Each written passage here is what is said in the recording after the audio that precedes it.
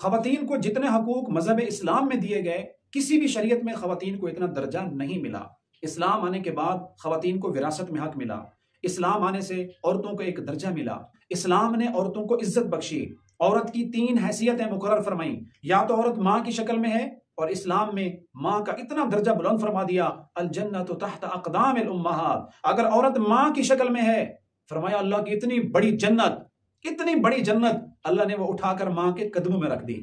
اگر وہ عورت بیٹی کی شکل میں ہے، آپ علیہ الصلوۃ والسلام نے فرمایا جس کو اللہ تعالیٰ بیٹی یا بیٹیاں عطا فرمائے ان کی بہترین تربیت کرے اور مناسب جگہ پہ ان کا نکاح اور رشتہ کر دے۔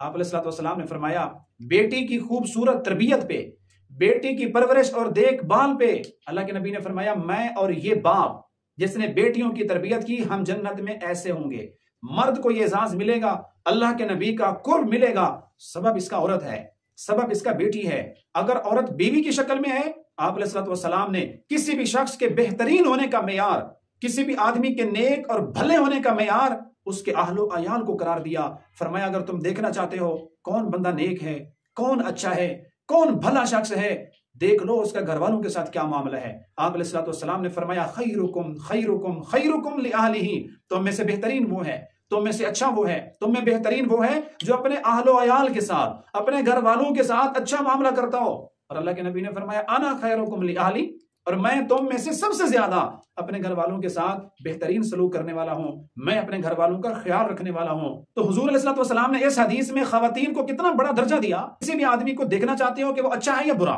وہ بھلا شخص ہے یا برا آدمی ہے، تو دیکھ لو اس کا گھر والوں کے ساتھ کیا اس کا معاملہ ہے۔ اگر اس کی بیوی مطمئن ہے، اگر بیوی اس کے متعلق کہہ دے کہ میرا گھر والا اچھا ہے تو وہ اچھا ہے۔ اگر اس کی بیوی مطمئن نہیں ہے، اپنے گھر والوں کے ساتھ اچھا سلوک نہیں کرتا، تو اللہ کے نبی علیہ الصلوۃ والسلام کی اس حدیث کے مطابق ہم اسے اچھا انسان نہیں کہہ سکتے، کیونکہ حضور نے مہر لگا دی، فرما دیا خیرکم خیرکم لأہلہ، اچھا آدمی وہ ہے جو اپنے اہل و عیال کے ساتھ اچھا ہو۔ قرآن مجید میں بہت ساری آیات ہے جس میں مردوں کو خاص طور پہ تنبیہ کی اور انہیں تلقین کی کہ یہ خواتین جو اللہ کا نام لے کر تمہارے عقد نکاح میں آئی ہیں، عاشروہن بالمعروف، ان کے ساتھ زندگی گزارو دستور کے مطابق، حسن سلوک کے ساتھ جیو، ان کے ساتھ ان کی کمی کوتاہی کو معاف کرو۔ اور خطبہ حجۃ الوداع کے موقع پہ آپ علیہ الصلوۃ والسلام نے خواتین کے لیے سفارش کی، اللہ کے نبی نے مردوں کو وصیت کی، آپ نے فرمایا استوصوا بالنساء خیرا، اے مسلمانوں میں نبی تمہیں وصیت کرتا ہوں عورتوں کے حق میں سفارش کرتا ہوں تمہاری بیویوں کے متعلق، میرے جانے کے بعد میری ایک بات یاد رکھنا، یہ عورتیں یہ اللہ کی کمزور مخلوق ہیں،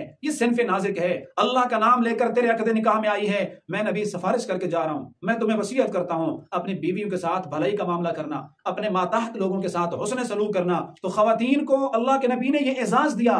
مردوں کو اللہ کے نبی نے سفارش کی ہے، مردوں کو وصیت کی ہے کہ ان عورتوں کے متعلق میری سفارش کا خیال کرنا۔ بہرحال وہ شوہر جو بلا وجہ اپنی گھر والیوں پہ، اپنی ازواج، اپنی بیویوں پہ ظلم و تشدد کرتے ہیں، بلا وجہ ان پہ سختی کرتے ہیں، تو کم از کم اللہ کے نبی کی سفارش کا تو لحاظ کر لیں، کم از کم اللہ کے نبی کی اس وصیت کو اور رسول اللہ کی اس حدیث کو یاد کر لیں۔ آپ علیہ الصلوۃ والسلام کی زندگی کی آخری تقریر اور عرفات کا میدان اور سارے صحابہ حضور کے سامنے موجود ہیں، آپ نے فرمایا استوصوا بالنساء خیرا، اے مسلمانوں میں نبی تمہیں عورتوں کے ساتھ، بیویوں کے ساتھ حسن سلوک کی تاکید کرتا ہوں، ان پہ ظلم و ستم نہ کرنا، میں سفارش کر کے جا رہا ہوں، میں پیغمبر کی سفارش کا لحاظ کرنا۔ اور آپ علیہ الصلوۃ والسلام کی ساری زندگی کو دیکھ لیجئے اور سیرت النبی کا مطالعہ کریں، آپ علیہ الصلوۃ والسلام نے کبھی اپنی کسی زوجہ محترمہ پہ ظلم و تشدد کیا ہو، آپ نے کبھی کسی کو ڈانٹا ہو، سختی کے ساتھ جھڑکا ہو، اس طرح کی کوئی ایک بات بھی آپ علیہ السلام کی ساری زندگی میں منقول نہیں ہے۔ آپ نے گھر والیوں کے ساتھ بھی عفو و درگزر کا معاملہ کیا،